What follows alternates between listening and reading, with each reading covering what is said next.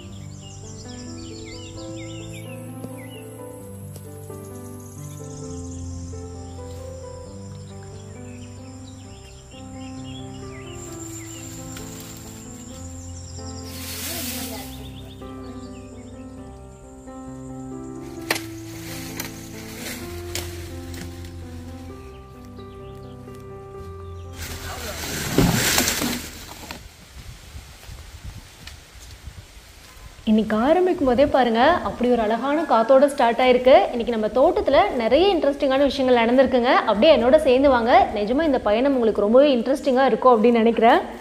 நான் போன வீடியோவில் காமிச்சிருப்பேன், பயங்கரமாக மழையெல்லாம் வந்து தோட்டத்தில் தண்ணி தேங்கி நின்றுச்சுன்னு. அது வந்து ஜஸ்ட்டு 1 வீக் தாங்க. அதுக்கப்புறம் யூஸ்வலாக வந்து வெயில் கொளுத்த ஆரம்பிச்சிருச்சு.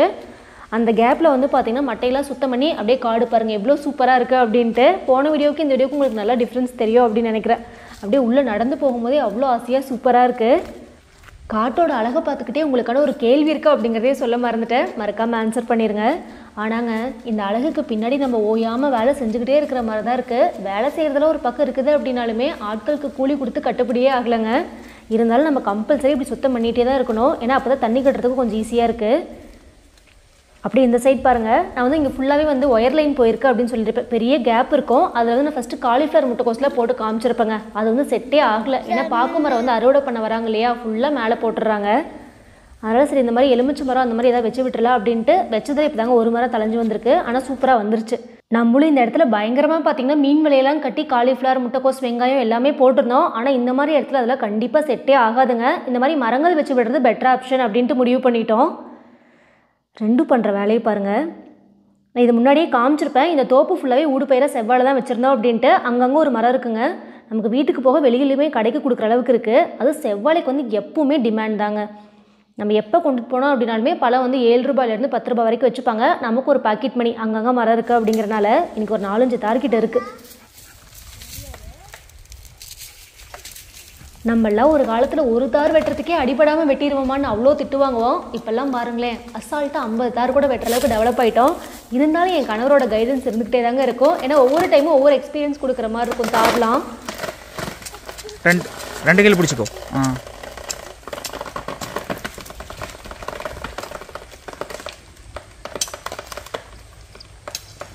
அதுக்குட்டி அருவா கொடு.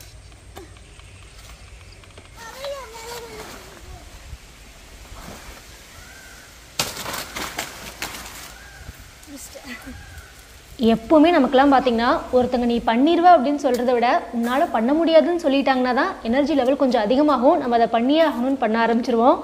இப்படி தார் அடிப்படம் வெட்டிட்டேன் பாருங்கள். சூப்பரான தாருங்க.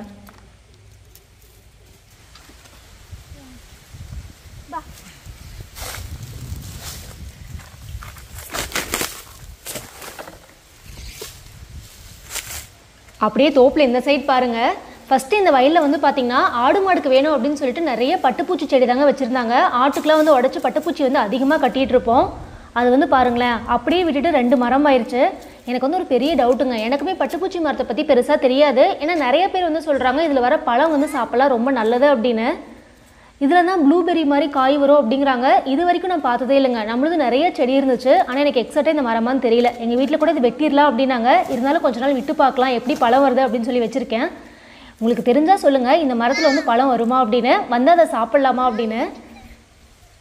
கருவேப்பிலை பாருங்கள், தேடி தேடி உடைச்சா கூட இப்படி இருக்காதுங்க. அப்படியே அவ்வளோ ஃப்ரெஷ்ஷாக சூப்பராக இருக்குது. ஒரு பூச்சி தாக்கம் கூட இல்லை.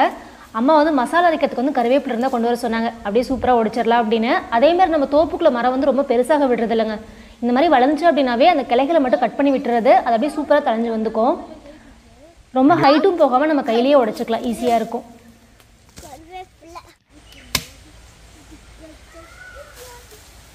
நல்ல கருவேப்பிலாம் உடச்சுக்கிற வாங்கி கம்மியாக கொண்டு போயிடலாம்.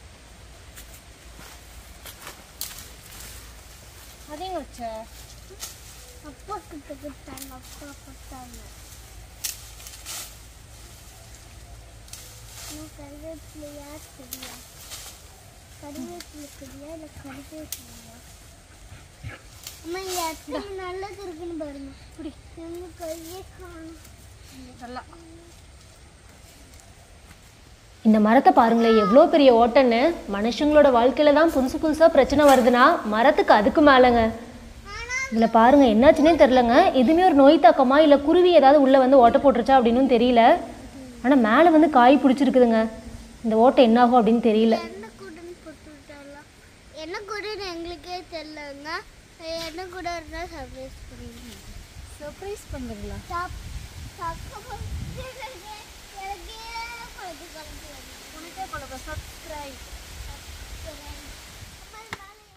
இது என்ன ஓட்டம் அப்படிங்கிறது நிஜமாவே எங்களுக்கும் தெரியலங்க. அப்படி உங்களுக்கு தெரிஞ்சது அப்படின்னா மறக்காமல் சக்கப்போட சேனலுக்கு சப்ஸ்கிரைப் பண்ணிடுங்க. இது மகந்தோட வேண்டுகோள். அப்படியே இன்றைக்கி காலையிலேயே இப்படி தாங்க ஸ்டார்ட் ஆச்சு. அது ஆடி மாதம் காற்று சொல்லவே தேவையில்லை, அவ்வளோ சூப்பராக இருந்துச்சு காட்டுக்குள்ளெல்லாம் போகும்போது. அப்படியே வாங்க அடுத்தடுத்த வேலைகளை ஸ்டார்ட் பண்ணிடலாம். உட்காந்தா இங்கேயே உட்காந்துக்கலாம் அப்படிங்கிற அளவுக்கு சூப்பராக இருக்குது இந்த இடம் இன்னைக்கு.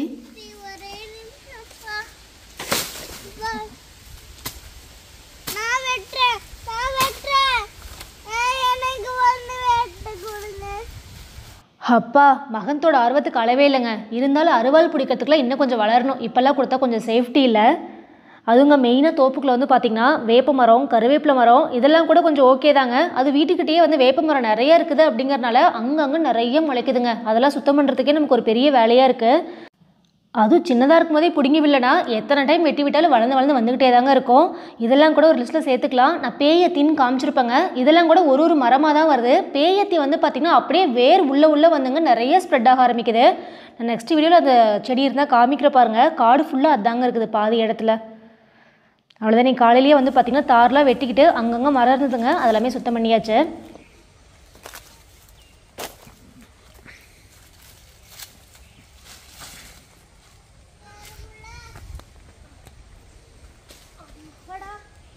பாக்கு மட்டை பாருங்க அப்படியே இருக்குதுங்க எடுக்காமையே. ஒரு சிலர் வந்து பார்த்திங்கன்னா பாக்கு மட்டையில் என்ன பண்ணுறீங்க, சேல் பண்ணுறீங்களா, எங்களுக்கு வேணும் அப்படிங்கிற மாதிரிலாம் கேட்டிருந்தீங்க. ஆனால் என்னவோங்க எங்களுக்கும் பாக்கு மட்டைக்கும் ஸ்டார்டிங்லேருந்தே நேரம் சரியில்லைன்னு தாங்க சொல்லணும். ஸ்டார்டிங்கில் வந்து நாங்களே வந்து எடுத்து கட்டியெல்லாம் வச்சோம்.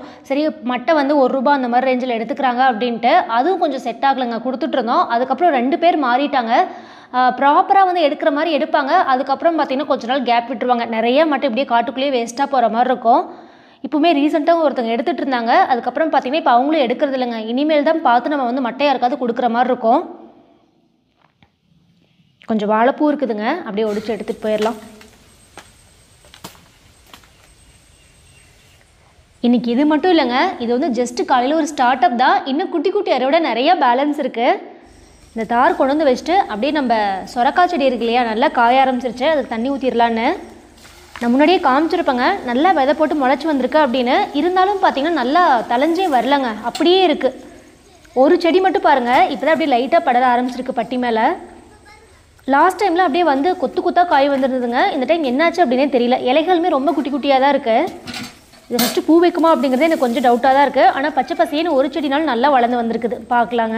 அது இப்போல்லாம் செவ்வாழைப்பழம் பார்த்திங்கன்னா ப்ரீ புக்கிங்கில் தான் போகுது. அதனால் சீப்பாகவே கட் பண்ணி வச்சாச்சு. இன்றைக்கி வந்து கொஞ்சம் தேன் வாழை, செவ்வாழை, வாழைப்பூ, பப்பாளி எல்லாமே இருந்தது. இதெல்லாம் எடுத்து வச்சுட்டு இன்னொரு ஸ்பெஷலான இடத்துக்கு தாங்க வந்திருக்கோம். நம்ம என்ன தான் நிறைய அறுவடை பண்ணுறோம் அப்படின்னாலுமே எப்போவுமே பலாப்பழம் அறுவடை பண்ணாவே அது கொஞ்சம் ஸ்பெஷல் தான். ஸ்பெஷலில் ஒரு பக்கம் இருந்தாலும் இன்றைக்கி வந்து செம்ம ஷாக்கிங்கான நியூஸுங்க. 2 நாள் முன்னாடி தான் இந்த பழத்தை பார்த்தேன். எப்படா பழுக்கும் நம்ம பார்த்துக்கிட்டே தான் இருப்போம். ஒரு 2 டேஸ் கேப்பில் பாருங்களேன், தூரமாக இருந்து பார்க்கும்போது ஏதோ வட்டமாக தெரிஞ்சுதுங்க கருப்பா. சரி ஓகே இது அவ்வளோதான் வேஸ்ட்டு அப்படின்னு தான் நினச்சோம். இருந்தாலும் மனசில் ஒரு பயத்தோடு தாங்க கட் பண்ணோம் இன்றைக்கி. எப்படி ஆயிடுச்சு பாருங்களேன். ஆனால் முள் பாருங்கள் நல்லா விரிஞ்சிருந்தது. உங்களை கூட நிறையா பேர் சொல்லியிருந்தீங்க இந்த முள் வந்து நல்லா பெருசாக விரியும் போது கட் பண்ணிடுங்கன்னு. இதெல்லாம் பாருங்களேன் குட்டி குட்டியாக இருக்குது. கொஞ்சம் தான் இப்போ விரிய ஆரம்பிக்குது. இதெல்லாமே கொஞ்சம் இப்போ தாங்க விரிகிற ஸ்டேஜில் இருக்குது. ஆனால் அது என்னன்னே தெரிலங்க, அழுகுன மாதிரி ஆயிடுச்சு. கட் பண்ணி பார்க்கலாங்க உள்ளே எப்படி இருக்குன்னு. ஏன்னா இதுதான் டாப்பில் அப்படியே அழகாக தொங்கிட்டு இருந்தது. நான் நிறைய வீடியோஸில் காமிச்சிருப்பேன்.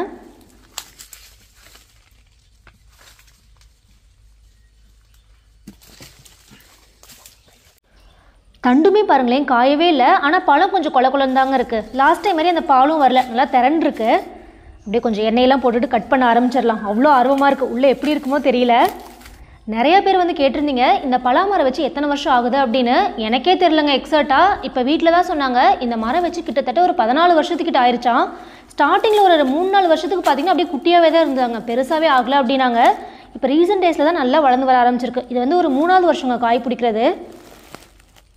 கிட்டத்தட்ட பலாமரம்லாம் காய்க்கு வரத்துக்கு 15 வருஷத்துக்கிட்ட ஆயிரும் அப்படின்னு சொல்கிறாங்க. எனக்கும் எக்ஸாக்டெல்லாம் தெரில, இப்போ ரீசெண்டாக தாங்க எனக்கும் தெரியும். உங்களே தெரிஞ்சால் சொல்லுங்கள் கமெண்ட்டில், ஒரு பலாமரம் காய்க்கு வரத்துக்கு எத்தனை வருஷம் ஆகும் அப்படிங்கிறத. ஆனால் நம்மளும் இந்த மரம் வந்து செம்ம டேஸ்ட்டாக இருக்குங்க. இது வந்து வேர்பலா அப்படின்னு சிலர் சொல்கிறாங்க. எனக்குமே அந்த வெரைட்டிஸ்லாம் அந்தளவுக்கு கரெக்டாக தெரியலங்க. நம்மளும் ஒரு 5-6 மரத்துக்கிட்ட வச்சுருக்கிறோம். ஃபஸ்ட்டு காய் பிடிச்சது இந்த ஒரு மரம் தான். அப்பா சொலைகள் பாருங்கள் எப்படி பழப்பழன்னு இருக்குன்னு.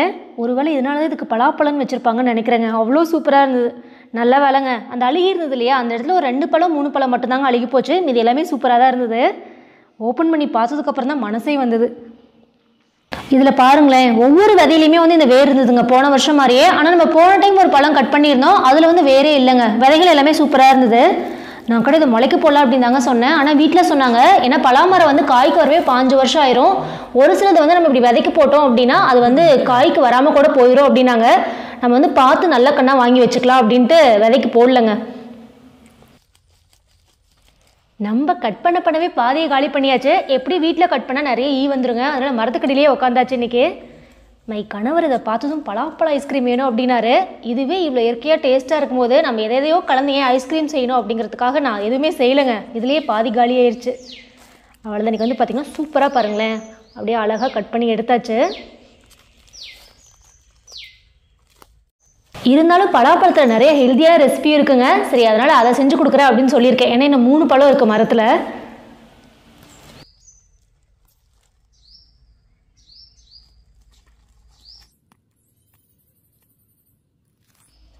ஆளுக்கு பாதியை உரிச்சமோ இல்லையோங்க, ஆளுக்கு பாதியை சாப்பிட்டே காலி பண்ணிட்டோம். இருந்தாலும் இன்னும் ஒரு பவுல் நிறையா இருக்குது. இன்றைக்கி வந்து விதைகள் வந்து எதுவுமே ஆகலைங்க, எல்லாத்துலேயுமே வேர் இருந்தது. அதனால பழம் செம்ம டேஸ்ட்டு. ஆனால் பலாப்பழத்தை பொறுத்த வரைக்கும் பார்த்தீங்கன்னா நல்லா பழமாக இருக்குன்னா வெளியில் வச்சா ஒரு நாள் தாங்க தாங்குது. ஃப்ரிட்ஜில் வச்சிட்டா ஒரு 2 நாள் வரைக்கும் சாப்பிட்டுக்கலாம். அப்படியே இந்த சில்னஸோடு சாப்பிட்டாலுமே கொஞ்சம் நல்லா இருக்க மாதிரி தான் இருக்குது.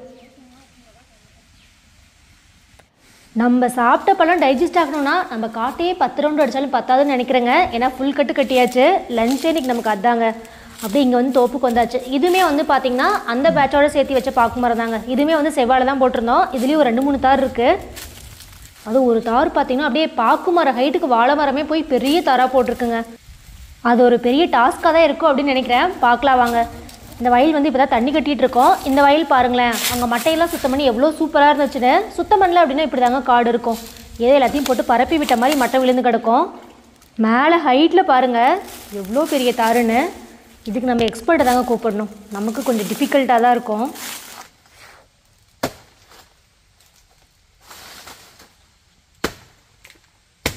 இது தாங்க இது வரைக்கும் பார்த்ததுலேயே வித்தியாசமாக வெட்டின தாருன்னு சொல்லணும். பாக்கு மரத்தில் பாருங்கள் எப்படி போய் இந்த முட்டு கொடுத்த மாதிரி மாட்டிக்கிச்சுன்னு. இழுக்கவே முடியலைங்க, என்ன பண்ணாலும் ஃபுல்லாக வெட்டி விட்டு தான் இழுக்கிற மாதிரி இருந்தது. ஆனால் 4ஆம் தார் வெட்டினா ஃபஸ்ட்டு வந்து என்னோடய சேஃப்டி தாங்க பார்த்துப்பேன். இவர் வந்து பார்த்திங்கன்னா தார் வெட்டினா தார் வந்து உடையாமல் இருக்கணும் அப்படின்னு தான் பார்ப்பாங்க. வருது லைட்டாக. என்னதான் நம்ம நேரத்து மேலே பழி போட்டோம் அப்படின்னாலுமே நம்ம வந்து கொஞ்சம் சேஃப்டியாக இருந்துக்கணுங்க. Safety first. இல்லைங்க பார்த்துடலாம். நல்லா போய் ஃபிக்ஸ் ஆகிருக்கே.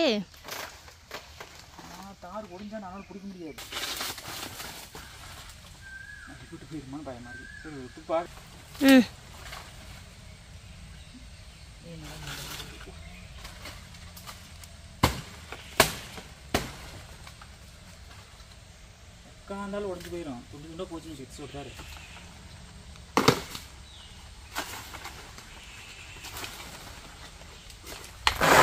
இழுத்துருங்க, அந்த குருத்து தனியாக வந்துருச்சு. கண்ணு போட கொட்டி போச்சு. கண்ணை மூடிக்குங்க. மரம் சாயுதுங்க, பார்த்துங்க. என்னாச்சு?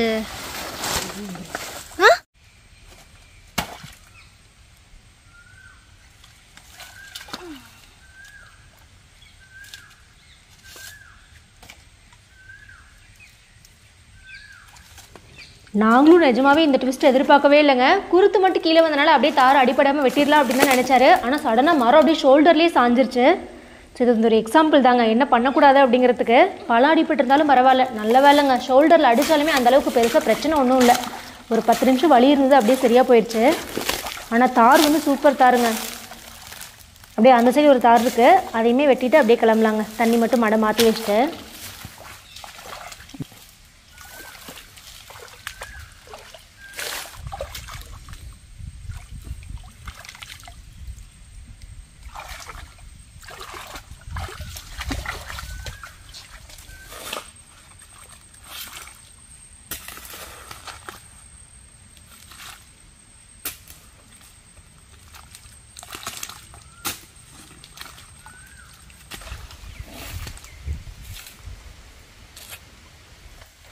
இந்த தாரெலாம் பாருங்களேன், அப்படியே அழகாக கைக்கே வந்துருச்சு.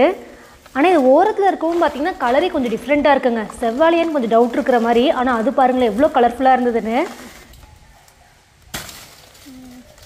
இது வந்து பார்த்திங்கன்னா அப்படியே பக்கத்து காட்டில் சாஞ்சிருச்சுங்க. அதனால் எல்லாம் சுத்தம் பண்ணி நம்ம காட்டுக்குள்ளே போட்டு போயிடலான்னு.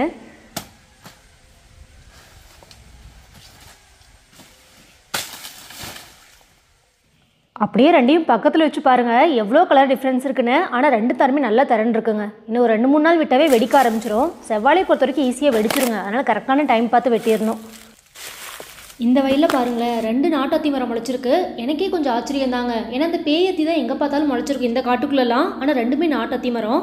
ஆனால் பாக்குத்தோப்பில் விடுறதுல கொஞ்சம் ரிஸ்க் அப்படின்னு தான் சொன்னாங்க. இருந்தாலும் நான் தாங்க ஒன்றாவது விட்டுக்கலாம் அப்படின்னு சொல்லி கேட்டு வச்சுருக்கேன். அப்படியே அடியில் அந்த கிளையெல்லாம் உடச்சி விட்டாச்சு.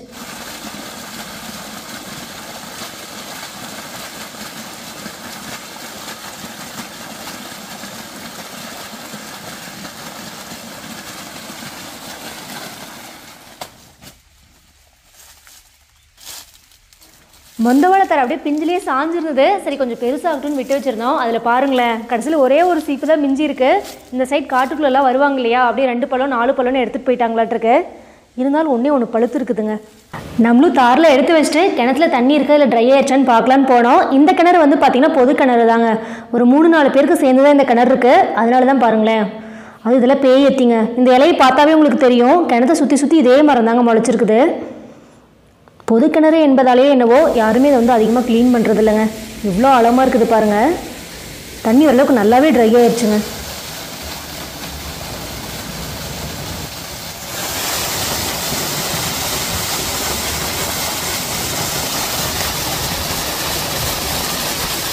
என்ன பண்ணீங்க? இங்கே கிணத்துக்கிட்ட பாருங்களேன் கருவேப்பிலை எப்படி இருக்குன்னு. இந்த இலைகளே பாருங்களேன் கொஞ்சம் ஷார்ப்பாக இருக்கிற மாதிரி இருக்கும். இது வரைக்கும் நான் என் லைஃப் டைமில் பார்த்தீங்கன்னா 2 விதமாக கருவேப்பிலை பார்த்துருக்கேன். ஒன்று கொஞ்சம் இலைகள் வந்து நார்மலாக இருக்கும், இது வந்து ஷார்ப்பாக இருக்கும். இது வந்து கருவேப்பிலோட மண்ணுக்கு ஏற்ற மாதிரி மாறுதா இல்லை வெரைட்டியே 2ஆக இருக்கா அப்படிங்கிறது எனக்கு தெரியல, தெரிஞ்சால் சொல்லுங்கள். என் கணவர் பாருங்களேன் நான் பலாப்பழம் சாப்பிட்டு பசியாக இருப்பேன் அப்படின்னு தேடி பிடிச்சி தேங்காய் பூ எடுத்துகிட்டு இருக்காரு. அங்கங்கே தேங்காய் முளைச்சிருக்குதுங்க. தேடி பிடிச்சி எடுத்தனாலேயே என்னவோங்க அப்படி ஒரு டேஸ்ட்டு அப்படின்னு சொல்ல முடியலனா கூட நார்மலாக இருந்தது. நார்மல் ஸ்வீட்டுங்க, ரொம்ப ஸ்வீட் இல்லை. சூப்பராக தேங்காய் பூலாம் சாப்பிட்டு முடிச்சுட்டு கொஞ்சம் வீட்டுக்கு எடுத்துகிட்டு இங்கேருந்து கிளம்பியாச்சு. அடுத்து இன்னொரு சூப்பரான இடத்துக்கு போக போகிறோம், வாங்க.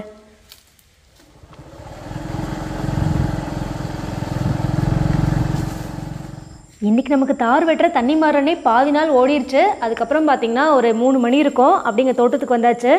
இந்த இடம் உங்கள் எல்லாருக்கும் ஞாபகம் இருக்கும் அப்படின்னு நினைக்கிறேன். நம்ம வந்து பார்த்திங்கன்னா ஒரு 1.5 வருஷத்துக்கிட்டே இருக்கும்னு நினைக்கிறேங்க. பப்பாளி ரெட் லேடி கொண்டு வந்து புதுசாக வச்சுருந்தோம். ஒரு 600 கன்றுக்கிட்ட வச்சுருந்தோம். அது வந்து பார்த்திங்கன்னா இப்போ இந்த ஸ்டேஜில் தான் இருக்குது. நான் நிறைய வீடியோவில் வந்து அப்டேட் கொடுத்துருப்பேன். எல்லாமே வந்து பார்த்திங்கன்னா தென்னை மரம் வளர பார்த்திங்கன்னா சரியாக வரலங்க. பப்பாளி மரம் மேலே பாருங்களேன் அப்படியே ஹைட்டு போக போக ரொம்ப குச்சி மாதிரி போயிடுச்சு. ஆனால் பழங்கள் வந்து இருக்குதுங்க. இது வந்து லாஸ்ட்டு ஸ்டேஜ், அவ்வளோதான். எல்லாமே சுத்தம் பண்ணி விட்டுறலாம். வீட்டுக்கு மட்டும் ஒரு 10 மரம் அப்படியே விட்டுட்டு மீதிலாம் சுத்தம் பண்ணி விட்டுறலான்னு. குட்டி குட்டி மாம்பழம் சைஸில் இருக்குங்க. அதுக்காக பப்பாளி நல்லா இருக்காதுன்னு சொல்ல முடியாது. அப்படியே சக்கரை கட்டி மாதிரி அவ்வளோ டேஸ்ட்டாக இருக்கும். இந்த சீசன் அப்படியான எனக்கு தெரியலங்க. ஒவ்வொரு பழமும் அவ்வளோ டேஸ்ட்டாக இருக்கும். ஏய்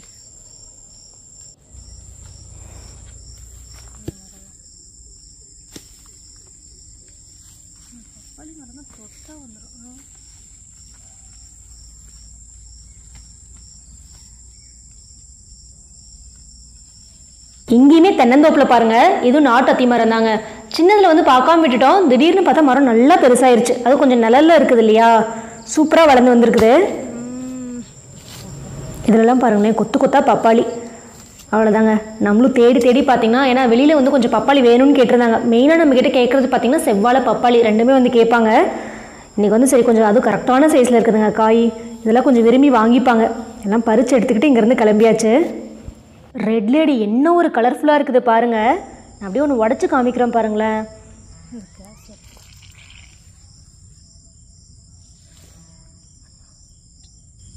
இப்போ திஸ் இஸ் ரெட் லேடி.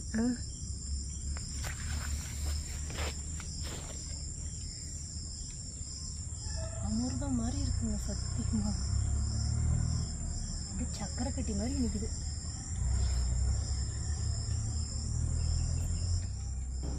அதுவும் பறிச்சதும் ஃப்ரெஷ்ஷாக சாப்பிட்டா அவ்வளோ டேஸ்ட்டாக இருக்குதுங்க.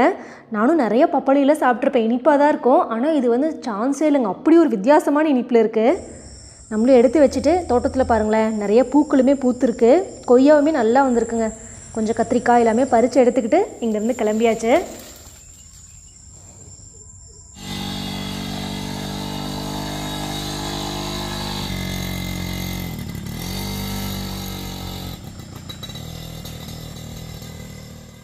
நம்ம வீட்டுக்கு போய் என்ன பண்ணோம் அப்படிங்கிறத பார்க்குறதுக்கு முன்னாடி நம்ம கேள்வி என்ன அப்படிங்கிறத பார்த்துடலாம். இப்போ நீங்கள் பார்த்துட்ருக்கீங்க இல்லையா, இது என்ன பூ அப்படிங்கிறத மறக்காமல் கமெண்ட்டில் சொல்லிடுங்க. நம்ம தோட்டத்துலேருந்து வீட்டுக்கு வந்ததும் பார்த்திங்கன்னா கொஞ்சம் சந்தோஷம், ஷாக்கிங் ரெண்டுமே கலந்த மாதிரி ஒரு நியூஸ் தாங்க. நான் முன்னாடியே காமிச்சிருப்பேன். ஒரு 6 மாதத்துக்கு முன்னாடியே நம்ம தோப்புலேருந்து ஒரு 6-7 தேக்கு மரம் வந்து வெட்டிட்டோம் அப்படின்னு. தேக்கு மரத்தை பொறுத்த வரைக்கும் நம்ம வெட்டிட்டு உடனே யூஸ் பண்ண மாட்டாங்க. ஒரு 6 மாதங்க அப்படியே போட்டு மட்டை போட்டு மூடி வச்சாச்சு. ஸோ மட்டை போட்டு மூடி வச்சதுக்கப்புறம் பார்த்திங்கன்னா இந்த மாதிரி தான் இருந்தது. இன்றைக்கி வந்து பார்த்திங்கன்னா மில்லில் கொடுத்து இது வந்து கட் பண்ணி எடுக்கலாம் அப்படின்ட்டு 6 மாதம் நல்லா காஞ்சதுக்கப்புறம் பார்த்திங்கன்னா இந்த மாதிரி டிராக்டரில் ஏற்றி மில்லுக்கு வந்து கொண்டுட்டு போயாச்சு. தேக்கு மரத்தை பொறுத்த வரைக்கும் பார்த்திங்கன்னா நம்ம இன்றைக்கி வெட்டி நாளைக்கு கட்டில் கதவுலாம் செய்கிற ப்ராசஸ் இல்லைங்க. நானும் அப்படி தான் நினச்சிட்டு இருந்தேன். நம்ம வந்து நேரில் பார்க்கும்போது தான் தெரியுது எவ்வளோ ப்ராசஸ் இருக்கா அப்படின்னு. நம்ம மரம் வெட்டி 6 மாதம் போட்டு வச்சதுக்கப்புறம் பார்த்திங்கன்னா இந்த மாதிரி வந்து மில்லில் கொடுத்தாச்சுங்க. நம்ம மில்லில் கொடுத்தோம் அப்படின்னா அதில் வந்து 2-3 ப்ராசஸ் பண்ணுறாங்க. ஃபஸ்ட்டு வந்து பார்த்திங்கன்னா குட்டி குட்டியாக இந்த மாதிரி நமக்கு வந்து ஜன்னலுக்கு எவ்வளோ தேவைப்படுது, அதாவது மரத்தை பொறுத்து தாங்க நம்ம வந்து வெட்ட முடியும் அப்படின்னு சொன்னாங்க. பெரிய மரம் அப்படின்னா கதவுக்குலாம் யூஸ் பண்ணிக்கலாம். சின்ன சின்ன கட்டையெல்லாம் வருது பார்த்தீங்களா, அதெல்லாம் நம்ம நாற்காலி செய்கிறதுக்கு அந்த சோஃபா செட்லாம் வந்து உட்டனில் செய்கிறாங்க இல்லையா, அந்த மாதிரிலாம் யூஸ் பண்ணிக்கலாம் அப்படின்னாங்க.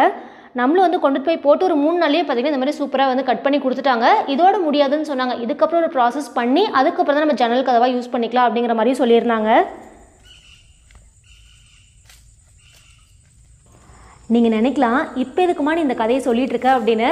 இன்றைக்கி வந்து பார்த்திங்கன்னா நம்ம வீட்டுக்கிட்ட இருக்க ஒரு தேக்கு மரம் வந்து கட் பண்ணுறதுக்கு தான் வந்திருக்காங்க. நம்ம வந்து தோப்பில் கட் பண்ண மரம்லாம் பார்த்திங்கன்னா பெருசாக சென்டிமெண்ட் இருக்காதுங்க, ஏன்னா அதெல்லாம் தூரமாக இருந்தது. ஆனால் இந்த மரம் வந்து பார்த்திங்கன்னா 33 வருஷத்துக்கு மேலே ஆயிடுச்சுங்க. நம்ம வந்து வீட்டிலேருந்து முன்னாடி வந்தோம் அப்படின்னாவே இந்த மரத்தை பார்க்கும்போது ஒரு தனி ஃபீல் இருக்கும். எவ்வளோ பெரிய மரம் பாருங்களேன். ஆனால் நிறைய பேர் என்ன சொன்னாங்க அப்படின்னா, நாங்கள் வீடு கட்டினா இந்த மரத்தை வந்து வெட்டிக்கலாம் அப்படிங்கிற பிளானில் தான் வச்சுருந்தோம். ஆனால் அது இப்போதைக்கு நடக்கிற மாதிரி தெரியல. நிறைய பேர் சொன்னாங்க தேக்கு மரத்தை பொறுத்த வரைக்கும் ஒரு 30 வருஷத்துக்கு மேலே ஆயிடுச்சுன்னா கட் பண்ணிடணும் அப்படின்னு. இல்லைனா அந்த நிறையா அப்படின்னு சொல்லுவாங்க, அந்த ஓட்டை விழுந்துரும், வேஸ்ட்டாக போயிடும் அப்படிங்கிற மாதிரி சொல்லியிருந்தாங்க. இருந்தாலும் கொஞ்சம் மனசு கேட்கல. சரி வேண்டாம், நம்ம ரொம்ப நாள் விட்டுட்டு மரம் எதுக்கும் யூஸே இல்லாமல் போயிடும் அப்படின்ட்டு தான் கட் பண்ணிடலாம் அப்படின்னு. ஏன்னா லைட்டாக ஓட்டை விழுந்தாலுமே மரமே அப்படியே சாஞ்சு வேஸ்ட் ஆயிருங்கிற மாதிரி சொல்லியிருந்தாங்க. அது இந்த டைம் மரம் வெட்டுறதுக்கு ஆளே கிடைக்கலங்க. தேடி பிடிச்சி ஒரு அண்ணாவை கூட்டிகிட்டு வந்திருந்தோம். அதுவும் அந்த மெஷின் பார்த்திங்கன்னா ஸ்டார்ட் பண்ணுறதுக்குள்ளே அவர் பாதி ஆகிட்டார். அது மரமும் ஏறமாட்டேன் அப்படின்னு சொல்லிட்டாங்க. அப்புறம் மாமாவே தாங்க ஃபுல்லாக ஏறி அந்த கிளைகள்லாம் வெட்டி விட்டாங்க. நம்மளாம் அடுத்த ஜென்ரேஷனுக்கு பாதி வழியாக தெரிஞ்சு வச்சுக்கணும்னு நினைக்கிறேங்க. அப்புறம் டிராக்டரில் கட்டி அப்படியே இழுத்தாச்சுங்க கீழே வெட்டி விட்டு. இந்த மரம் வந்து பார்த்திங்கன்னா நம்ம ரிலேட்டிவ் வந்து வீடு கட்டுறாங்க. சரி அவங்க வந்து கேட்டிருந்தாங்க, ஏன்னா எப்படி விட்டு வச்சுருந்தாலும் நமக்கு வந்து இது யூஸே இல்லாமல் போயிடும் அப்படின்ட்டு தான் நீ கட் பண்ணுறோம்.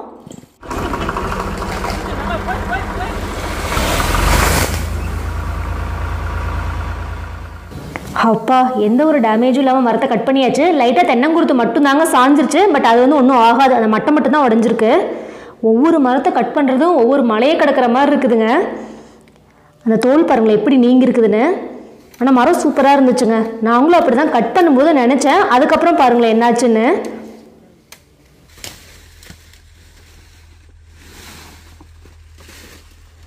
நீங்கள் பார்க்குற அழகான தோட்டத்துக்கு முன்னாடி நிஜமாகவே இந்த 3 ஜென்ரேஷனோட உழைப்புமே ரொம்ப ரொம்ப அதிகமாக இருக்குதுங்க. அதுவும் தாத்தாக்கெலாம் பார்த்திங்கன்னா ஒரு 87 வயசுக்கிட்ட ஆயிடுச்சு. அப்போல்லாம் கிணறு நான் காமிப்பல்லையே, அதெல்லாம் கையிலேயே தான் வெட்டினேன் அப்படின்னு சொல்லுவாங்க. அப்போல்லாம் தண்ணியே இல்லாமல் கிணறு வெட்டி தண்ணியே வரல அப்படின்னு சொல்லி ஃபீல் பண்ணுவாங்க. பட் அவங்க பட்ட கஷ்டத்துக்கு இப்போ வந்து தண்ணி குறையாமல் இருக்குது. அது இன்னுமே மாமாலாம் பார்த்திங்கன்னா மரம் ஏறி கிளையெல்லாம் வெட்டுற அளவுக்கு தான் இருக்காங்க. பட் அவங்க வேலைகளை நம்ம வந்து பாதி கூட செய்யலை அப்படின்னு தான் சொல்லணும். அப்படியே ஒவ்வொரு விஷயமா நம்ம கற்றுக்க வேண்டி நிறையாவே இருக்குதுங்க. அவ்வளோதாங்க. மரம் வெட்டினதுக்கப்புறம் பார்த்திங்கன்னா இந்த இலையெல்லாமே கிளைகள்லாம் நாமளே வெட்டியாச்சு. இதுக்கெல்லாம் ஆள் வந்து கிடைக்கலங்க.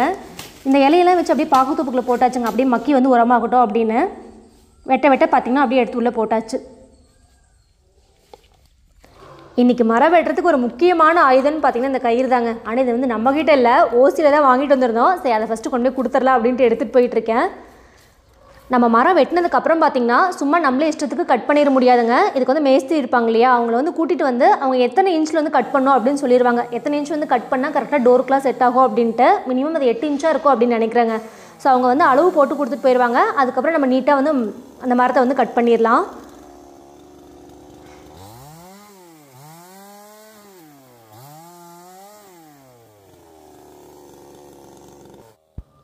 பல பேரோட உழைப்புக்கு அப்புறம் பார்த்திங்கன்னா மரத்தை வந்து சூப்பராக கட் பண்ணியாச்சு. அந்த கணுவெலாம் இருக்கும் இல்லையா, அதையுமே கட் பண்ணிடலான்னு.